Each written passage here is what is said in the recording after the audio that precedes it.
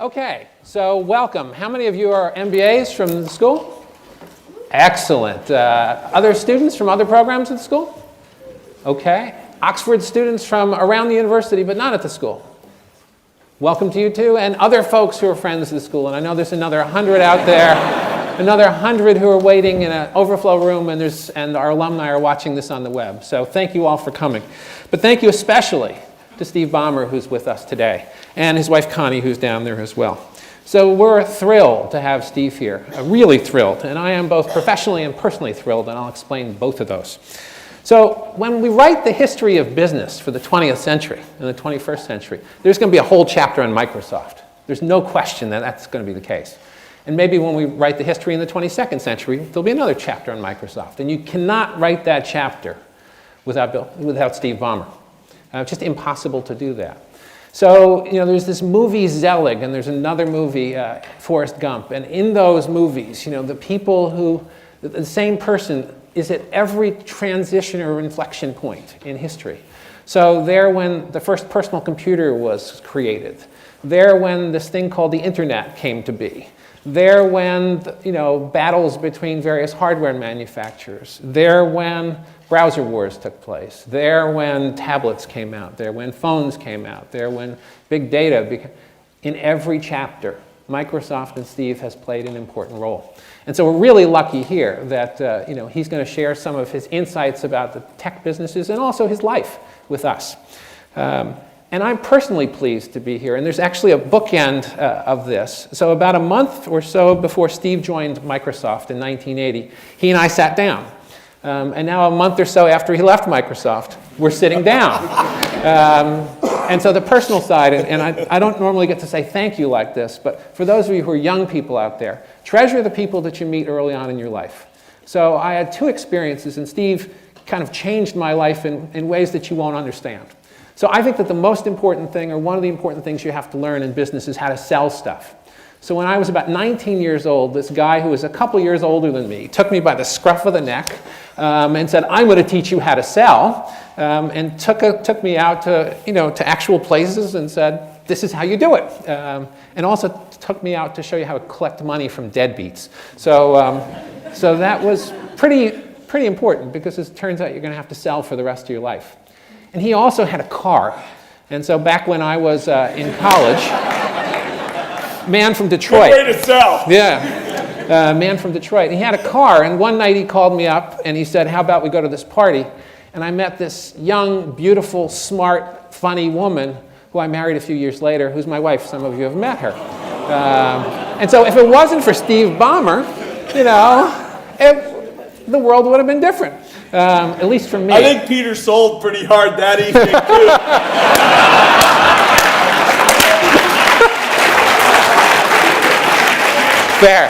Fair deal. Okay. Little off color. That's sorry. all right. It's okay. So he's been at Microsoft for 34 years. We've been married for 34 years. He's been the head of Microsoft for the last 18? Yeah, depending how you count, 14. 14. Sorry, as CEO. got the numbers wrong. That's right. And so a little bit about ground rules. So we're going to sit up here. I'll ask a number of questions to get them warmed up, just so that you guys can then come in and ask your questions. So I'll ask a handful.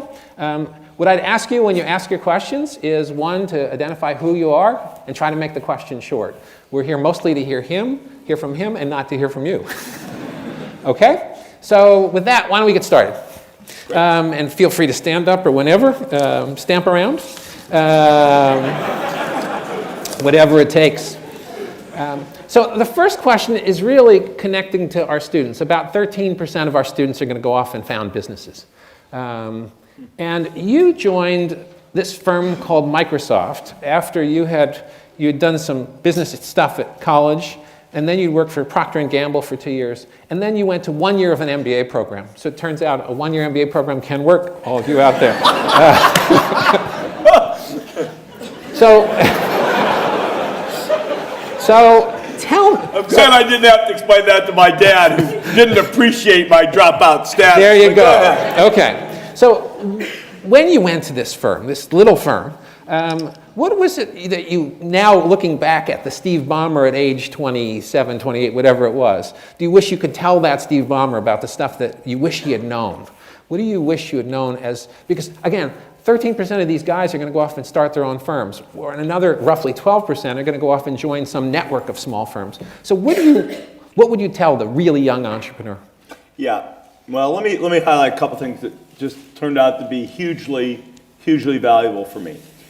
I dropped out of school to join Microsoft, mostly because I knew Bill Gates from college. He was the smartest guy I knew, and I didn't really know what the company did super well. I'd written some basic programs and in the basic programming language, and so I knew a little bit, but not a lot. But I knew Bill and his buddy Paul Allen, they were kind of a world leader in something that I didn't quite understand, but that sounded good. And these guys were really smart, and that sounded even better.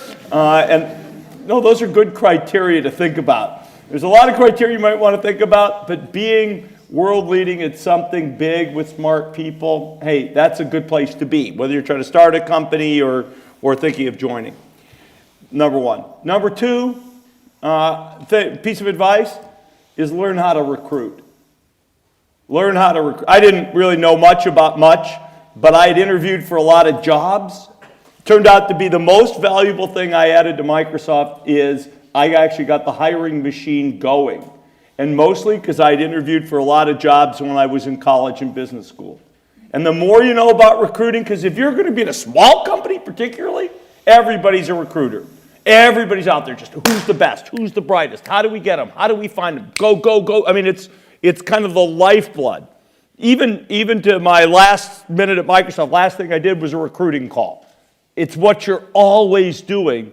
And I don't think it's just in the tech industry. I think that's quite broad. Number three, pay attention to accounting.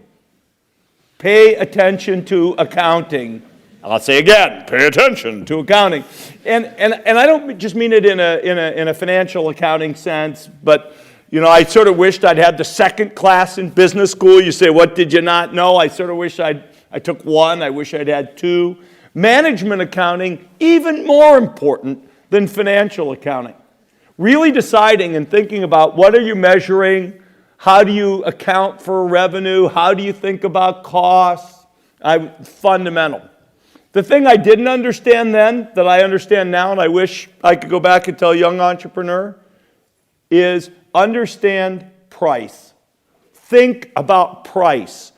Don't ignore price. You take all these fancy classes in a lot of things, and people will want to teach you about marketing, and they'll want to teach you about finance, and now there's a whole craze. Let's teach you about product development and Scrum and rapid innovation and blah, blah, blah, blah. I got to tell you, this thing called price is really important. It is really important.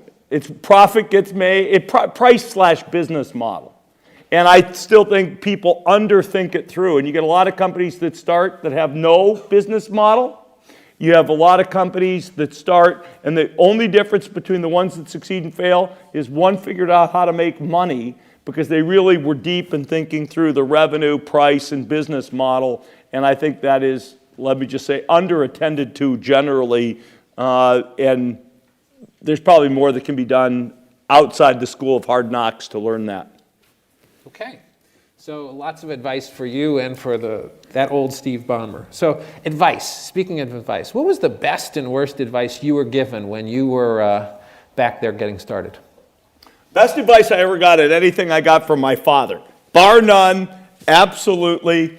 I'm going to share it with you here today. And it was so prophetic and so deep, I'm not sure you're going to get it, so listen carefully. My dad said, if you're going to do a job, do a job. And if you're not going to do a job, don't do a job. And that is the key of everything. No, seriously, the notion that if you're really going to do something, then get in, heart, body, and soul, and do it. And really care.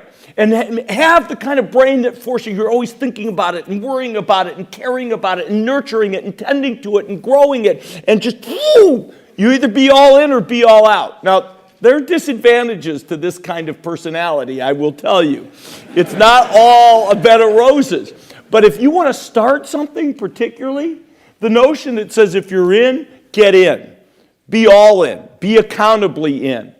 If you're going to be one of the 13% of the folks that Peter was talking about that do a startup, I guarantee you that unless you're all in, and not all in for 6 months, let's see how it goes, or a year, no startups do well that quickly. You got to be in, and you got to stay in, and you got to take a long-term view. You've got to be as hardcore as anything if you're going to be successful. I would say that's the best piece of advice. I mean, it's kind of simply put by my dad, but I've interpreted it. It's kind of like religious writings. It's got much in the way of interpretation by me at this stage. But I would say that's probably the best piece of advice I ever got. The worst piece of advice is very simple. I had a bunch of people when I was at Stanford Business School tell me not to drop out to join Microsoft. And that cosmically would be the worst advice I ever got in my life. I was one of those people. I wasn't at Stanford, but you may recall. I know. I vigorously. I needed to bring that up. Thank you. Yes, it was advice. Worst advice. Okay. Duly noted. Okay. So, Steve, you have a leadership style that's hard to imitate. How would you describe that leadership style, and how did it come to be? Okay. I would describe my leadership style as involving and energetic and passionate. Involving. This is the thing people probably don't understand because you wouldn't get it out of a big group. People would say, oh, the guy's a hard butt or whatever would be the characterization.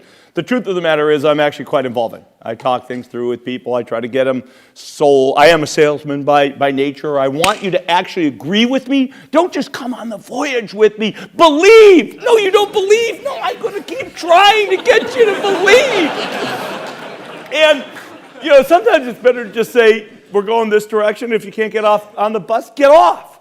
But that's not me. I'm an involving, passionate, energetic leader. The truth of the matter is none of this was necessarily natural for me. I was quite shy as a kid, and painfully shy as a kid.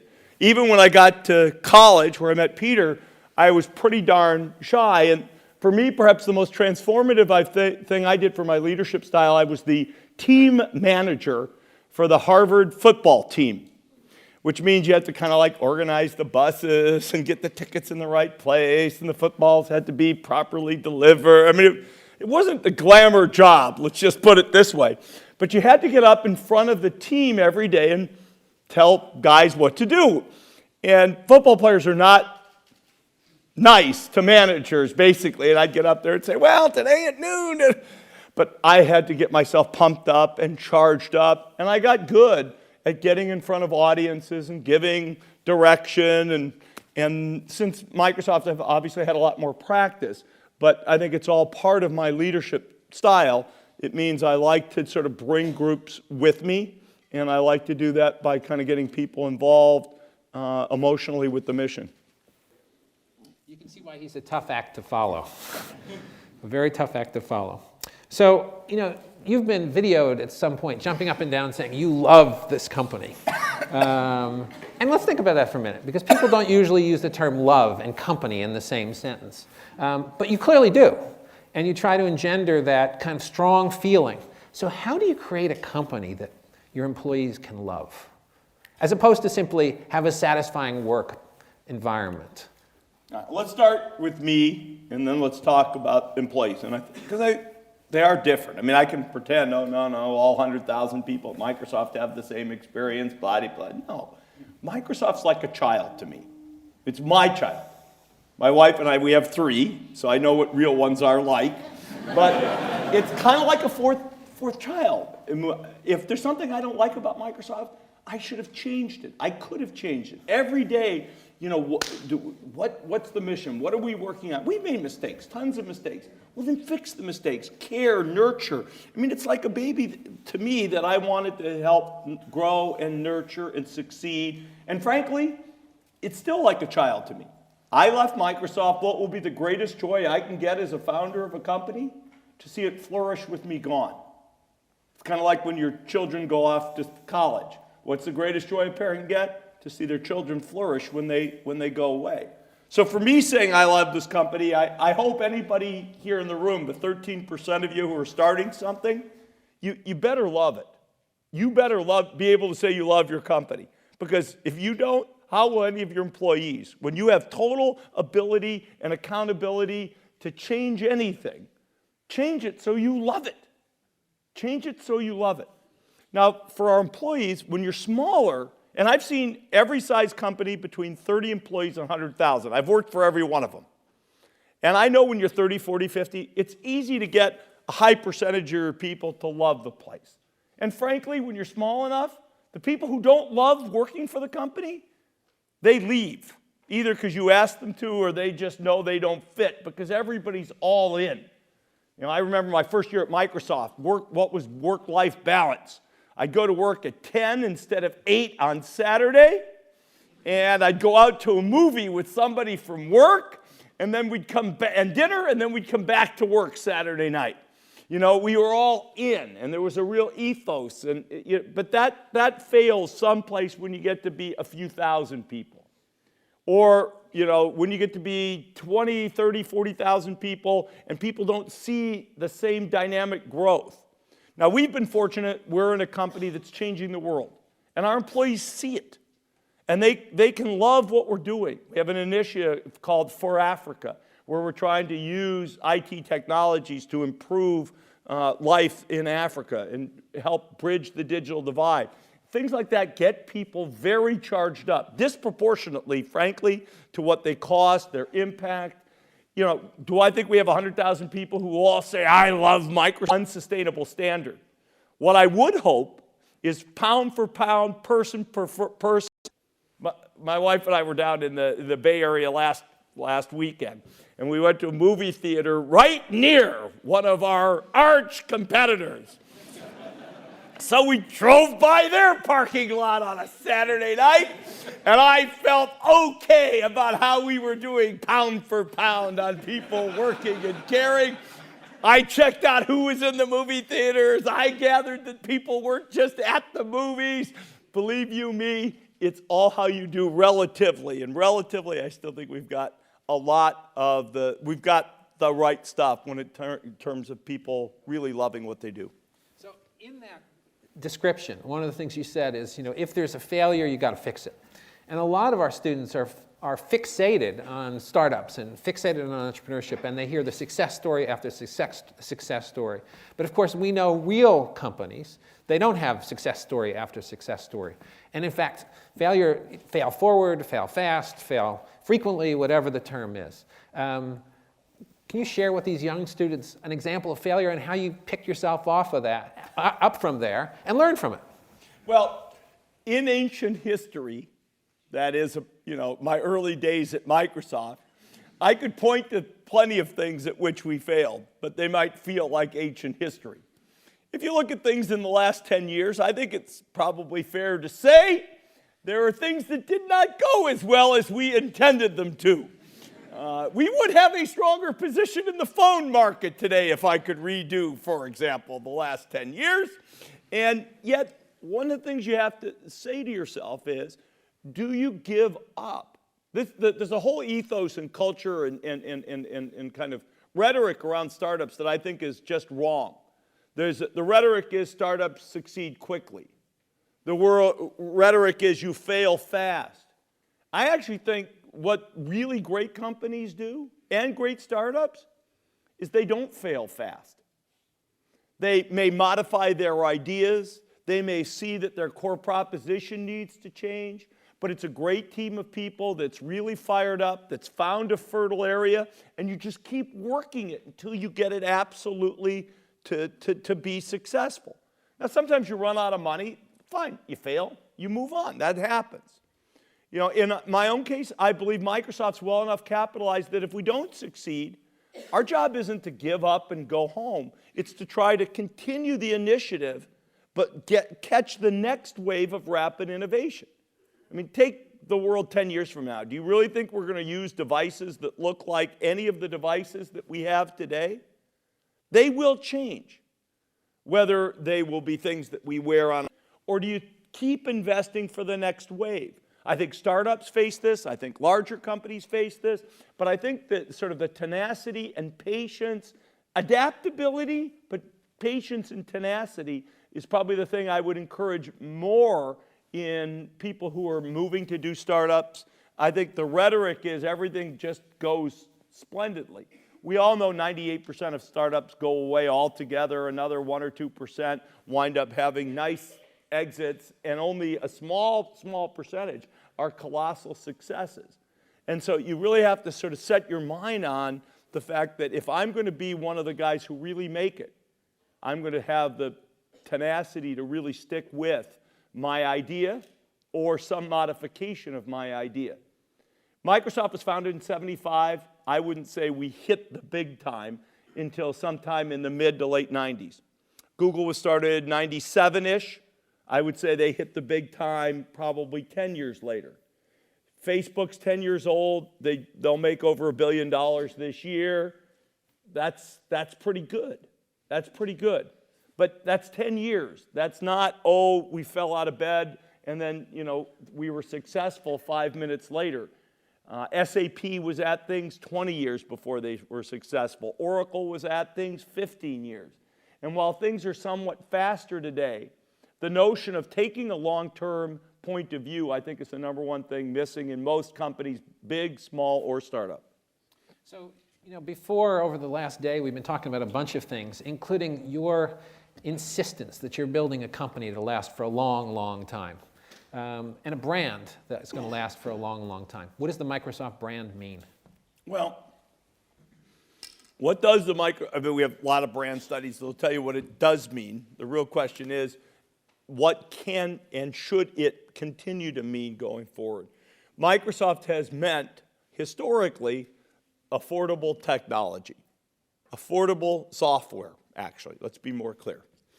We move into a world of devices and services where not everything looks like a PC. There's new computing device forms. What I would hope Microsoft will mean is affordable, empowering technology for all. Doesn't have to be as fashionable as that, but it's got to be very empowering and very affordable and take all forms. New device formats, new web and cloud formats.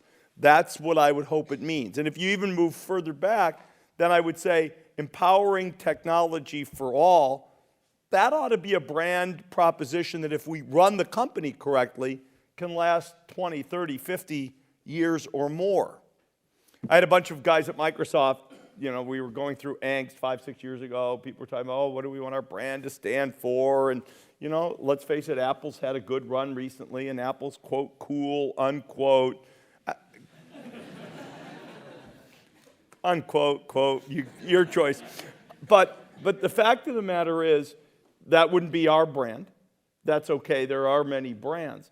But you do need to stay a leading edge brand.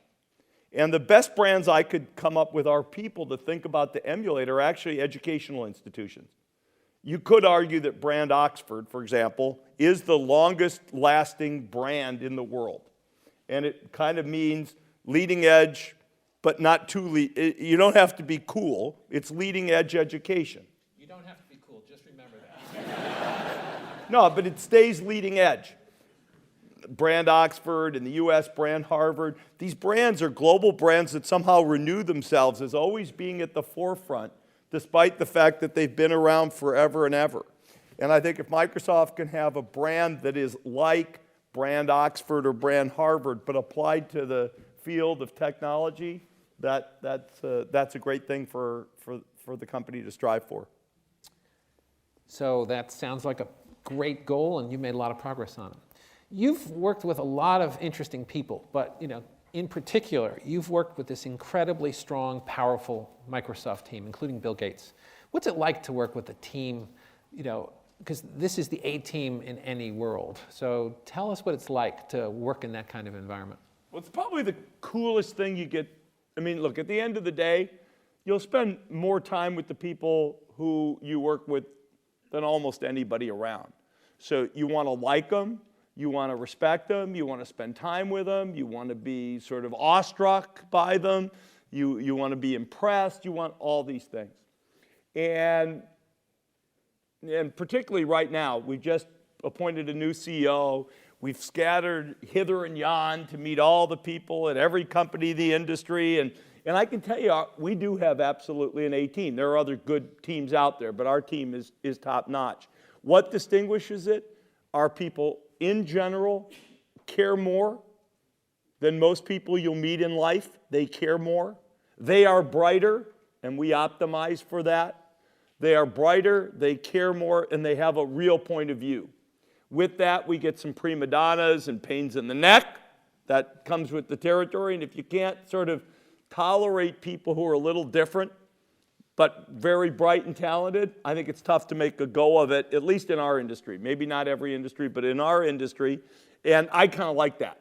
I grew up kind of a math science guy in college. I sort of know the type, if you will. I like the type. But it's not for everybody because it's a little bit more challenging. I once had one of our VPs of HR describe Microsoft once as like math camp.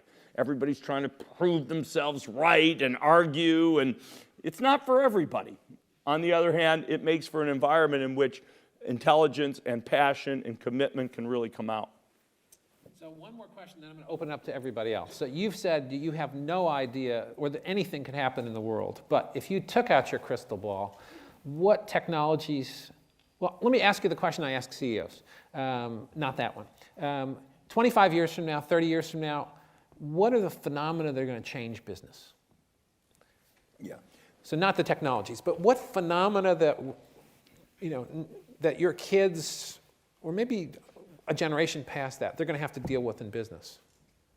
Well, let me say two things. Globalization, we could say, is kind of in our rearview mirror. I don't believe that. The fact that world markets are going to continue to grow in an unprecedented way for the next 20, 30 years. I mean, there are, 7 billion people on the planet today, and maybe 2 billion of them have much in the way of resource, and let's say that grows to 3 billion. That's fundamental.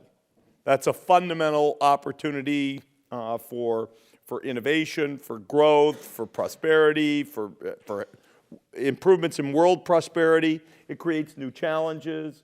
You can look at energy. The world wants to consume 50, 70, 80, 100%, 200% more energy. That's the only path forward to get the next billion people in. So that creates a whole new set of challenges about the environment and what's the innovation that's going to allow another billion people to cross into the realm of economically active. How's that really going to work? How does information technology play a role? What needs to happen with medicine? Medical prices, pharmaceuticals, the prices of pharmaceuticals, healthcare delivery. You can take almost leisure time and the way, you can take communications, you can take almost any industry, and the fact that we need to both innovate, price, and satisfy another billion people, the next billion or 2 billion people on the planet, I think is the most fundamental thing. And it's going to create huge opportunity for wealth creation, for inventors, for improved economic prosperity around the world, and social challenges in countries where the population doesn't feel like it's getting better off, despite the fact the populations in India and China and Africa and other places will be coming out of poverty in new ways. So that would be by far number one.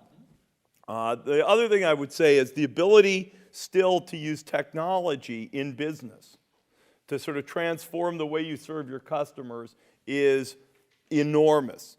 The healthcare field has barely been touched. The education field has barely been touched.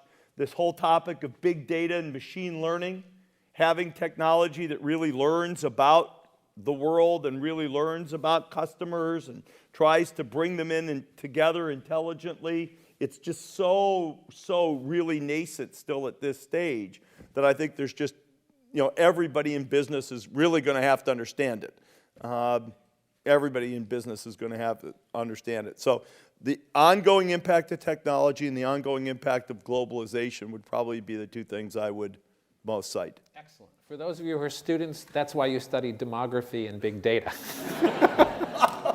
Just a little ad there, Steve. That's okay.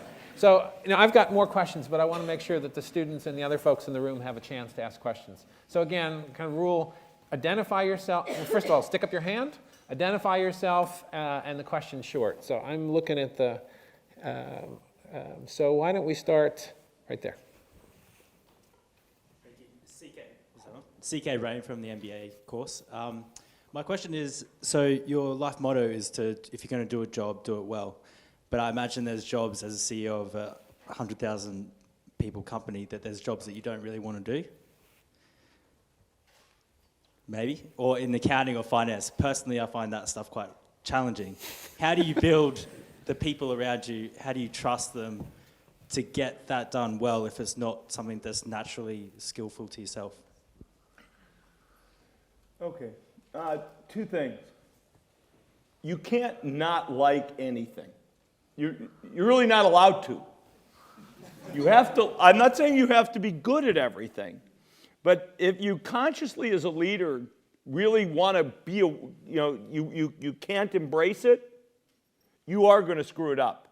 Because even the people who you trust to work in the field are going to feel underappreciated.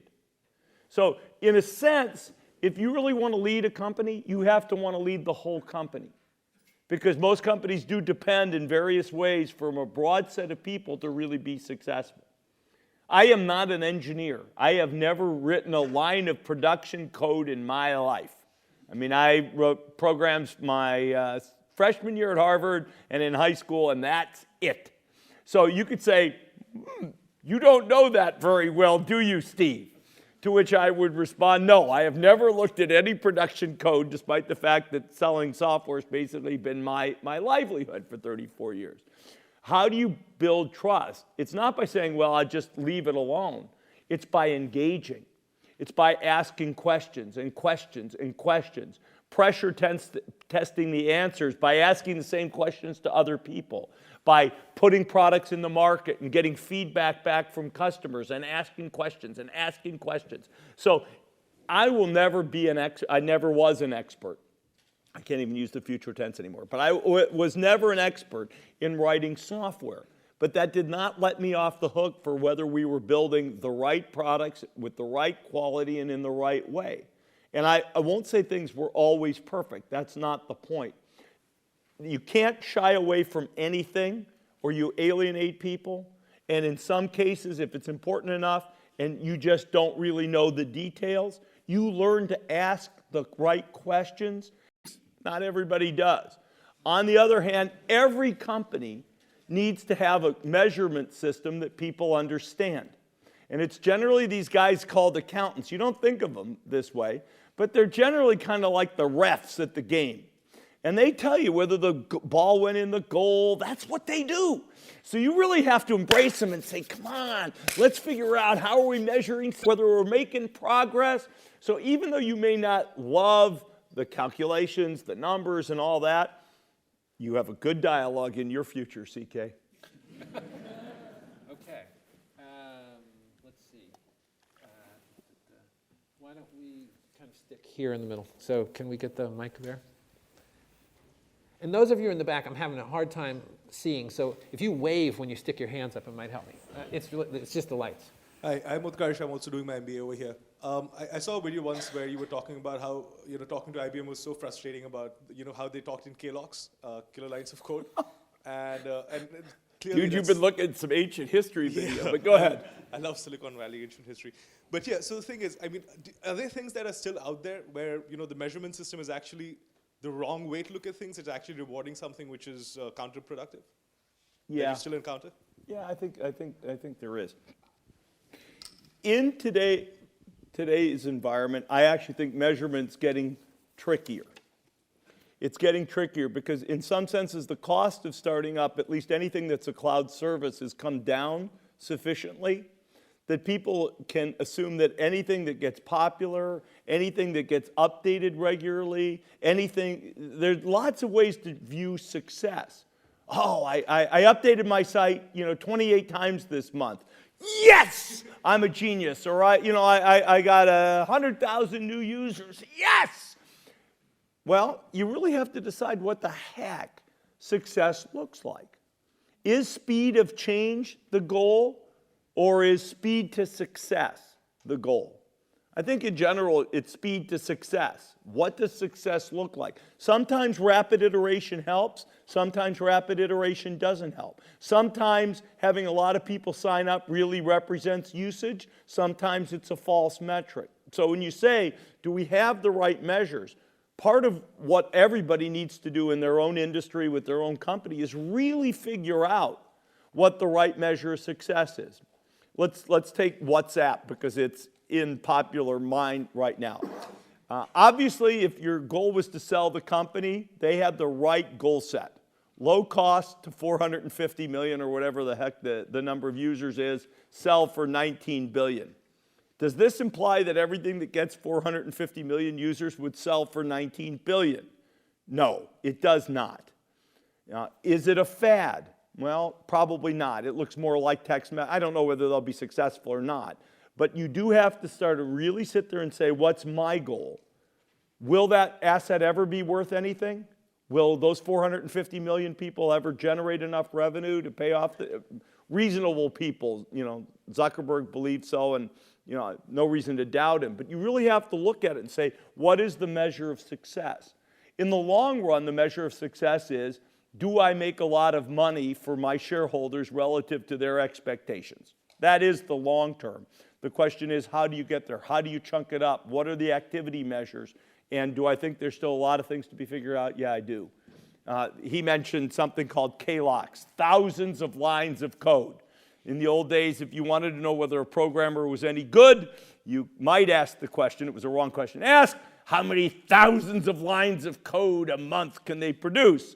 Of course, it could be all full of bugs, and it could be all the wrong code that doesn't do anything at all very valuable. But if you wrote a lot more thousands of lines of code, it was good. So really understanding what are the activity measures, what are the output measures, and how do they eventually get you to profitability, I think is still incredibly local to a given business and requires a lot of thinking.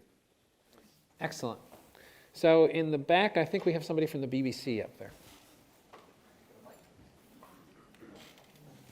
Hi, Rory Kaplan-Jones from BBC. Steve, I interviewed you about 18 months ago, and I was afraid at one point that you were going to throw me out the window when I dared to suggest that there may have been a few issues with the record of innovation. But I just want to come back to that because you're quite a long way from me now. You've got a whole auditorium. Your record in terms of investing money in R&D is brilliant, probably second to none in the technology industry. You've got, I think, more than 1,000 PhDs working for you over recent years. Yet when you look at the area of mobile and touchscreen, where you, in fact, were there first. I've got this picture on, I hate to say it, on my iPad, of Bill Gates holding up the tablet computer that you guys introduced more than a decade ago. In that area, you were left caught napping, despite all that fantastic level of innovation and expertise in the company. What was the problem that stopped that level of innovation coming through into product leadership? Yeah. Well, let me say a couple things. First of all, you look at it on balance. You say, how do you measure? How does one measure a record of innovation and innovation success? And when you don't do things as well as you would like, what do you do next? I sort of take a look at it. I now have the perspective of all 34 years. And I would say tech companies are a little bit, does the expression one-trick pony mean anything to people in the room? I don't know if that's an American thing or not. Anyway, most tech companies fail. They are zero-trick ponies. They never do anything well. They go away. You're pretty genius in our business if you're a one-trick pony. And even companies that get to be public companies generally have one trick. And it's some innovation that they get right and they fix it, and then they spin it. Like, hamsters on a hamster wheel. You spin it really fast, it gets really successful, one trick. And then the companies go away. Our company, I'm very proud of the fact that we've done at least 2 tricks. The PC, well, no, this is serious stuff. tricks are worth billions and billions and billions of dollars, so let's not discount them. We've done 2 big tricks. One trick is we really invented the modern PC with Windows and Office. And then the second thing we did was really bring microprocessor technology into the data center. Now, at the front edge of, let's call it the mobile trick, we got a little bit behind. I can explain why. The question is, what do you do when you get behind? Do you give up and go home? That's a theory you can have and say, okay, we didn't. Or do you say, what did we do wrong and how do we make sure that we're building assets that let us seize on things going forward? We say go forward. We came out with Surface. We came out with our phones. We have our proposed acquisition of Nokia, which is very important to us. And we prepare for the next generation.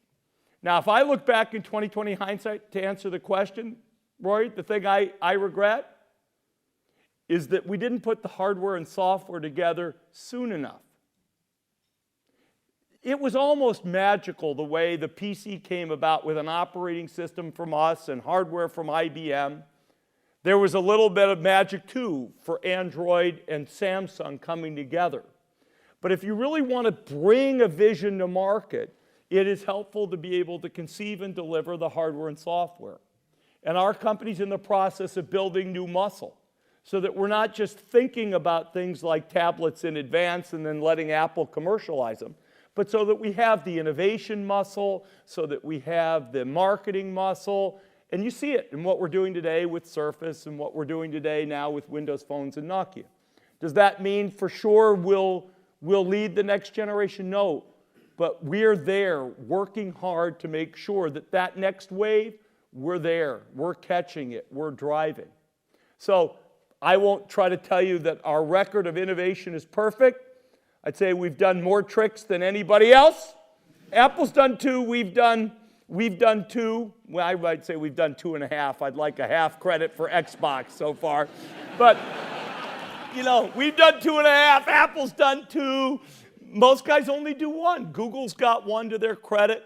Oracle's still running the same playbook. The fact that we've done 2.5, I consider I'm really proud of it. And the fact that we've built muscle that lets us do new tricks in the future will distinguish us from all other tech companies on the planet, in my humble opinion. Okay, in the back, the woman right there. Yes, please. Hi, I'm Lisa Fleischer with the Wall Street Journal. Can you talk a little bit about boards? And you're going to be you're staying on the Microsoft board, correct? So, how do you see your role as a non-CEO board member, and what do you feel like your responsibilities are? How long do you plan on staying? That sort of thing. Well, as a board member, you're a board member. You govern, you don't lead. I speak about our company today historically because I am a former CEO. The company and its plans and where it's going, we've got a great team that will speak on behalf of the company. But I'm a very interested board member. I own 4% of Microsoft. I care a lot about my child and my investment, and therefore the investment of the other owners of our company. And so I stay on the board, and I'm available to help if the company needs me in any way, and I'm certainly there to provide appropriate kind of governance and oversight to the leadership team. But I represent a shareholder, myself, who's got a very long-term point of view, and hopefully other shareholders like me who believe that Microsoft has a very big long-term future as long as we invest in it. Great.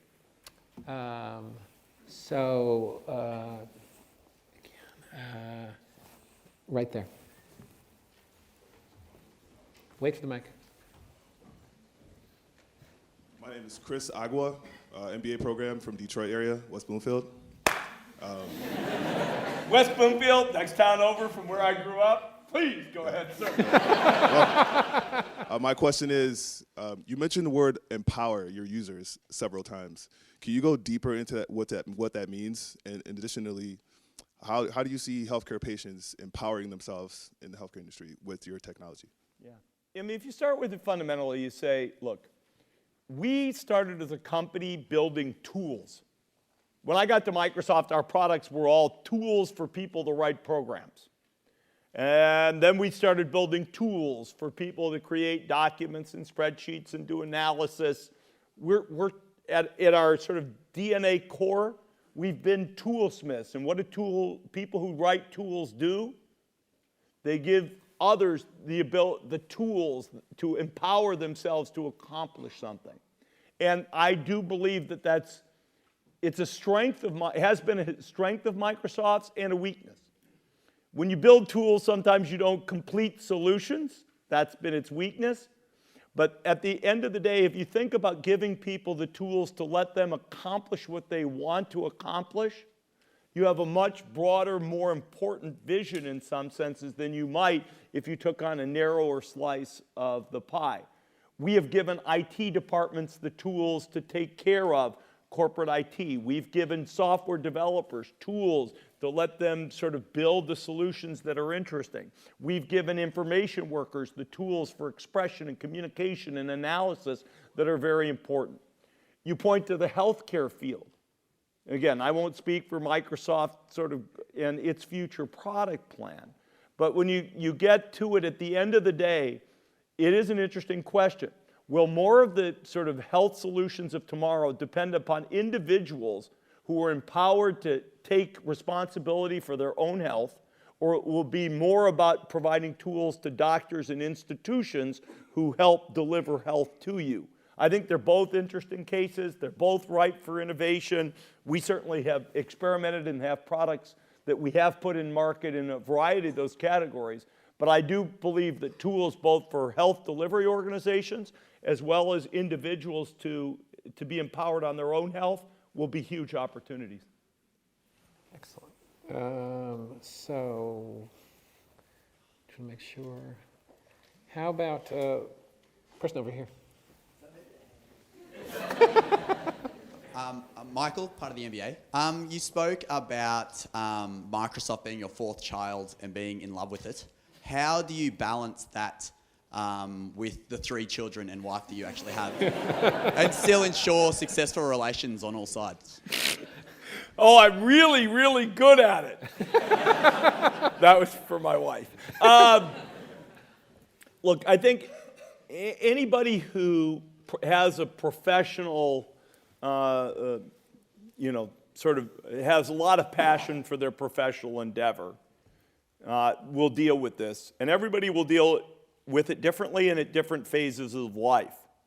What that looked like for me before I got married, when I got married, as my kids were young, grew older, it changed. I won't argue I did it perfectly. That's not really the point. But I was always very deliberate. I've kept a spreadsheet, a budget, my time. How many nights am I going to travel? How many nights am I going to be away from the family? How do I allocate the time I have left? I've been pretty disciplined about managing my schedule to come to my kids' athletic events. That happens to be our family, more of our family passion than you might think. So I schedule my time around some of these things. 20/20 hindsight, I know what I would have done better, but I also don't think I would feel better about myself if I had been less professionally passionate, because I think, to me it's also been important to be a role model for my children on how gratifying life can be when you have something about which you are professionally passionate.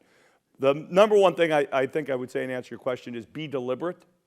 Don't let things happen to you. I know a lot of CEOs, business leaders, who are always going someplace because they let their calendar be too open. They're not rigid enough about how they budget. Controlling your time is an essential characteristic no matter what you do, and the busier you get, the more important it is. Okay. Maybe right up front, right here.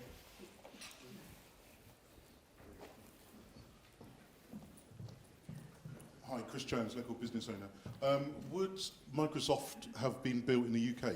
Could you see that company working here? Because I think there's a bit of a myth that sometimes Americans do things a lot differently to UK businesses. But could have Microsoft worked and started here? and been the success it's grown to? Possibly. No, look, I'm being fairly honest. If we weren't in the UK, I might not give you a possibly. I think there are natural advantages to people starting businesses in 3 or 4 countries. I think the US has an advantage because we speak English, and it's the largest domestic market. I think China has an advantage, but the market's more sheltered, which takes away some of its advantage. I think the US and the UK both have the advantage of speaking English. The UK domestic market is smaller. Immigration can work both places. I mean, the fact of the matter is, if you want to hire the smartest people from around the planet and move them to one place, you have a shot to do that in the UK. You have a shot to do that in some cities. Not every city in the US would have the same shot. Why is the Bay Area so good? It's a great university in a country with great immigration that has the largest domestic market where everybody's language of business and technology, which is English. So the US has some advantages. San Francisco, in that context, has extra advantages. I think the UK has some advantages. I think it's a lot harder to say, could you start that business in a small country in Eastern Europe? I think that would be a much tougher thing to do. I think you could do it here. I think you could do it in the US. I think China's weird, but possible. And it gets tricky after that, frankly. If you look at it, a lot of great entrepreneurs will move to one of the centers of entrepreneurship to start their businesses. If you're a great Indian entrepreneur, you may well start that business in Silicon Valley as opposed to starting it in India. The immigration laws permit it, English is spoken, and you get to practice on the largest domestic market around. So I don't know if that's a fair answer, but I think it's correct. Okay. How about right back there? Gentleman with the tie.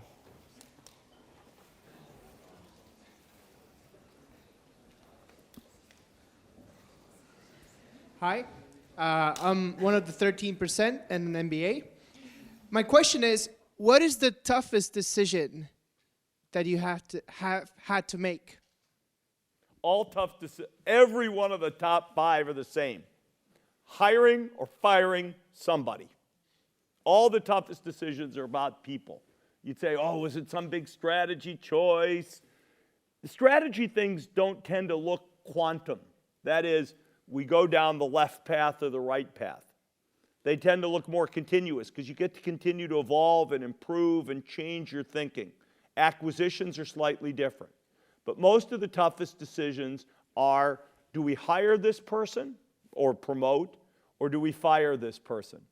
And particularly with my personality, I would say I had more angst, emotional energy around those decisions from the company standpoint, forget even the human perspective, than any others. Other than that, you would probably say the decision to buy Nokia was sort of the biggest strategic choice. And I had to talk about it, talk to our board about it, in the context of me perhaps not being around forever. It's important because the name of the company, is Microsoft. Microsoft. It was a fundamental part of the founding principles. We were a software company. And yet, Xbox, then Surface, and now the phone, essentially we have a profile that will wind up being far more mixed in the future. And that's a pretty fundamental change to the way we self-identify, think about, express our value add, express our innovation. That would be the only non-people decision I would probably put on the list. Okay. Sorry. How about kind of in that cluster there, the fellow with the blue shirt, the blue sweater right there?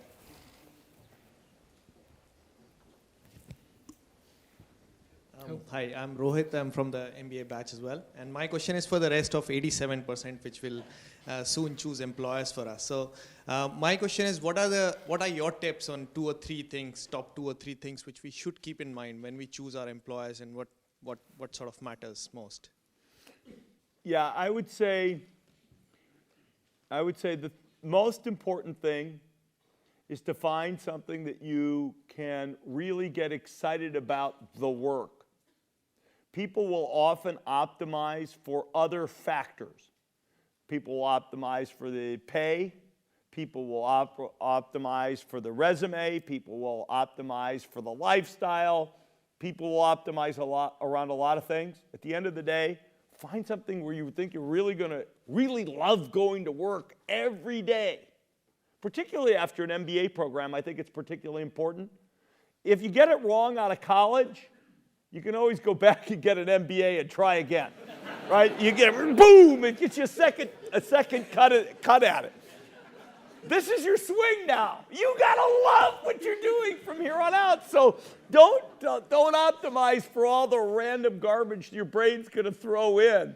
Just say, am I gonna be able to go to work every day and really get a thrill out of what I'm doing? And I would optimize around that. And I might give you a little different advice if you're coming out of an undergraduate program, but coming out of MBA school, I would absolutely do that. And if I hearken back to when I was half an MBA, I didn't quite finish, but when I was half an MBA, too many people optimized, frankly, around I got to take the best pay, or I want to build my resume by being a consultant first, or bloody, bloody, blah. They're all fine, but make sure you pick the thing that's really going to switch you on, not the things that you think will make you attractive in another 5 years. Pick the thing you really want to go do. Okay.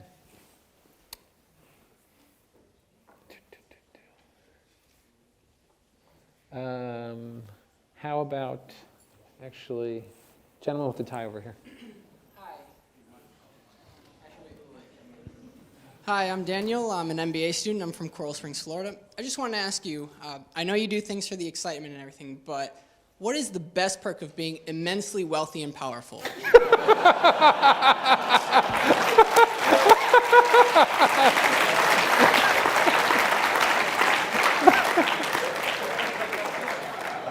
Fair enough.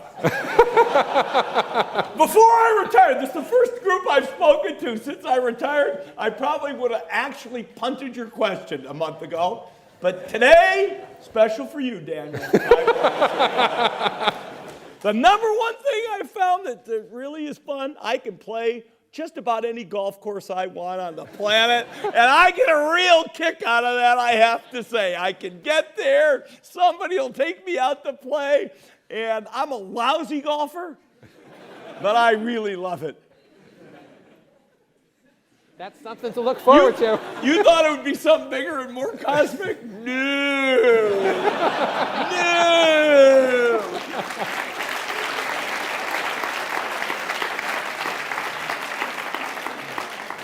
I am entering a phase in my life now where I'll also say, what else? I've had all my energy in Microsoft. I've had a month to play, and you heard how I expressed my interest there. Now I am fortunate. I get a chance to sort of almost like rebooting an MBA school. I get to find some new set of things to be passionate about. I probably won't play golf all day, every day for the rest of my life. I have a lot of energy. I think my brain still works pretty well, those kinds of things.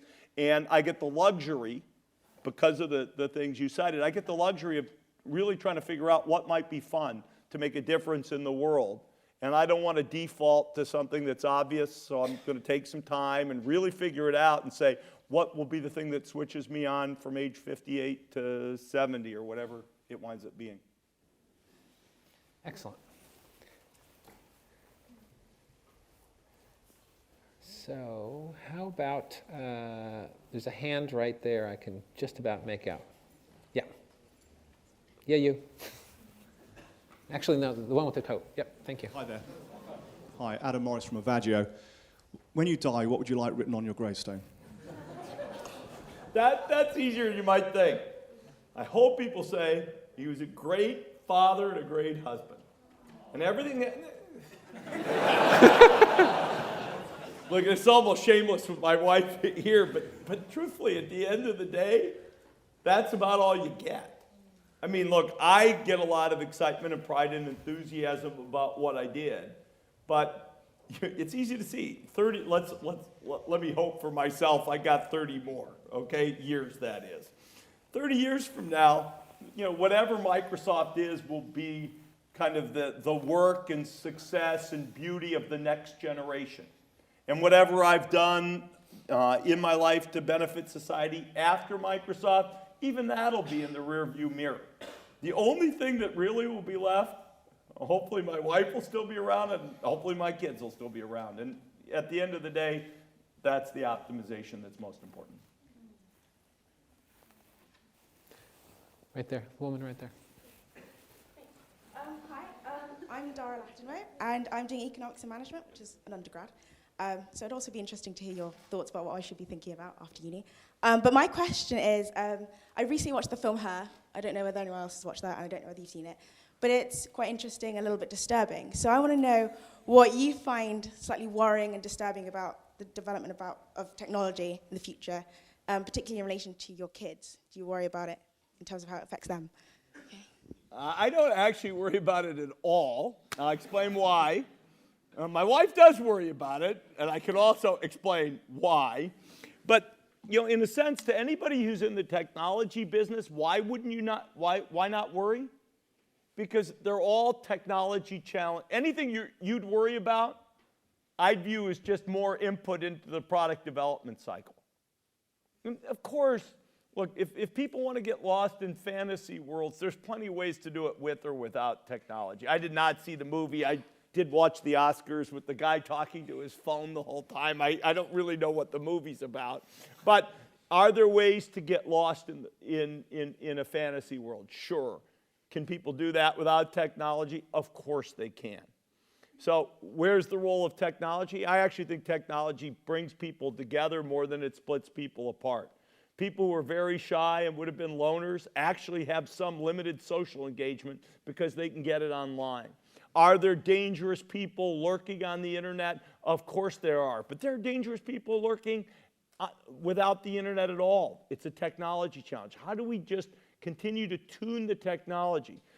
Is privacy an issue? Sure, privacy is an issue. Of course it's an issue. On the other hand, the number of things you can do now has exploded too. So how do we give technology that lets people balance their concerns? I bet if I went to my 22-year-old and said, hey, look, all your private information is going to go and be available to Microsoft, Google, Facebook, but we're going to pay you $20 a year, he might take the deal. If you offered me $20 a year for all my private online information, I'd say no. So now we've ascertained we all have a price for our privacy. The only question is, what is it? Is it denominated in money, or is it in services rendered?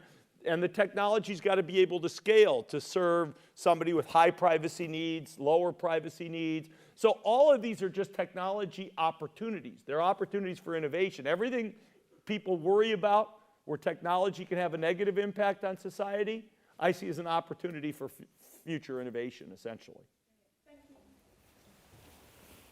Okay, so I think we have time for one more. There's waving. The guy right here thinks if he waves his hand harder and faster, he should win. So I think the student. I don't know. Maybe it's a point. I'll let you decide. You're the dean. Okay, he wins. For you, Steve. I did my best shot. For you. Shot for you, dude. I mean, energy counts in this room. Yeah. Thank you. Hi, I'm Eduardo from Mexico. So I want to ask you, for those of us who want to start something, what do you think is our most valuable asset? Because right now, for instance, me, well, it's just me, right? But I really wish to build something good and durable and amazing in the future. So what do you think is the most valuable thing, and how we can really power that, you know? Thank you. The thing I'd say first and foremost, and it's sort of obvious, but in a world in which startups have gone crazy, ideas matter. Do you have a good idea? Even when you're trying to recruit smart people, a lot of it's not going to be your personal charisma. Some will, but a lot of it's going to be the power of your idea. Is your idea interesting enough, compelling enough? If you don't have an idea, get an idea. It's hard to get ideas. You may not get one. Don't rush it. Don't pursue a lousy idea just because you're desperate to do a startup now. If you've got some friends who you work really well with, bring them together, and who are really smart, bring them together and brainstorm. But try to get a founding idea that's a powerful enough idea to really be worth pursuing. I think people can get carried away with everything else. They get carried away with capital, they get carried away with charisma, they get carried away with people leadership. You can think all of that makes a business. It doesn't. An interesting idea that somebody will want to use and buy, and eventually somehow you'll be able to collect money for it. You can change the idea, but you got to start with something that's interesting enough. Either an idea, a space, an area to explore that's powerful and interesting enough and new enough to really get after, or with a new perspective and a new point of view. And I think that's true whether it's a startup or a big company. I mean, the truth of the matter is, the ideas do matter, and a lot of what you might miss in the rhetoric of the times, you would say speed matters, financing matters, charisma matters, talent matters, marketing matters. No, you've got to have a good core fundamental proposition that is interesting enough and valuable enough to enough people. And I put my energy into having one. And it's hard. If that part wasn't hard, and you got to be lucky. People understate the value of luck. I know how lucky we have been. I think we've worked really hard. We're really talented. We're really this. We're really that. We're really everything else. But you got to be lucky, whether it's lucky enough to be in the right place at the right time. I don't think Microsoft exists if Bill Gates doesn't know me and I don't know Bill Gates, and Bill Gates doesn't know Paul Allen and Paul Allen doesn't know Bill Gates. There's just luck in those connections. There's luck in being born in the right time. There's luck in the fact that you thought an area was big, and it's even bigger. Bill and I once laughed. We thought there's no way there'll ever be 100 million computers sold. Andy Grove, who runs Intel, made a statement. Some year there'll be 100 million. Boy, I guess we were lucky we were in the space we were in, because we weren't planning for it to be that big. But we were passionate. We had a good enough idea. We believed in it enough. And you got to be lucky. So don't underestimate the importance of luck, and don't be too quick to go to an idea that doesn't matter. Really force your mind to think about things that are exciting, interesting, different, and will matter. Steve, that is a perfect ending. We can't give you luck at the school, but we are an idea factory. That's what a university is about. Brand Oxford. Forget about the brand for a minute. What universities are about are ideas. You might take that idea and put it inside a new venture, and one out of 1,000 might succeed like Bill's. You might have an idea out there, and it's an idea about how to change the political world, and maybe that's where your idea is going to take root. Or you might have an idea, scholarly idea, that's going to change the way that academics think, and in turn will change the way the world works. So we can't give you luck, but we can give you ideas. And how do we give you ideas? It's partially in classes, but I can't think of a better way than today. So to get people like Bill to come in and spend... Steve. Oh, yeah! Steve! A lot of people think Whoa! Man. I'm a little nervous if you haven't... Okay, so... this morning... No, Dan and I really did college. This morning when I was getting dressed, I was telling my wife, I was saying, I'm really nervous today. I do this a lot. And it's not because I'm in front of you. It's because this guy actually did something important in my life. And he's somebody I've looked up to my entire life, even though for a long time you were somewhere out there and I was here. So apologies, I'm a little nervous today. I know you are.